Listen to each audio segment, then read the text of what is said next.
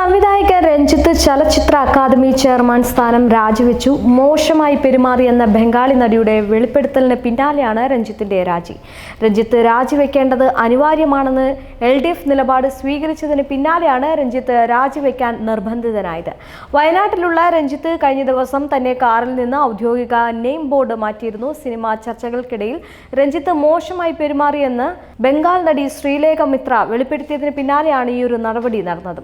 2009-2010 കാലഘട്ടത്തിൽ രഞ്ജിത്ത് സംവിധാനം ചെയ്ത പാലേരി മാണിക്യം സിനിമയിൽ അഭിനയിക്കാൻ എത്തിയപ്പോൾ സംവിധായകൻ മോശമായി പെരുമാറിയെന്നാണ് ശ്രീലേഖ മിത്ര വെളിപ്പെടുത്തിയിരുന്നത്. പരാതി പറഞ്ഞ് ഡോക്യുമെന്ററി സംവിധായകൻ ജോഷി ജോസഫിനോടായിരുന്നു. എന്നാൽ ആരും പിന്നീട് തന്നെ ബന്ധപ്പെട്ടില്ല എന്ന് നടി പറയുന്നു. പാലേരി മാണിക്യം സിനിമയിലും മറ്റ് മലയാള സിനിമകളിലും പിന്നീട് തനിക്ക് അവസരം കിട്ടിയിട്ടില്ല എന്നും പറയുന്നുണ്ട്. തന്നോടുള്ള മോശം പെരുമാറ്റം എതിർത്തത് കൊണ്ട് മാത്രമാണ് അവസരം നിഷേധിച്ചത് എന്നാണ് ശ്രീലേഖ മിത്ര പറയുന്നത്.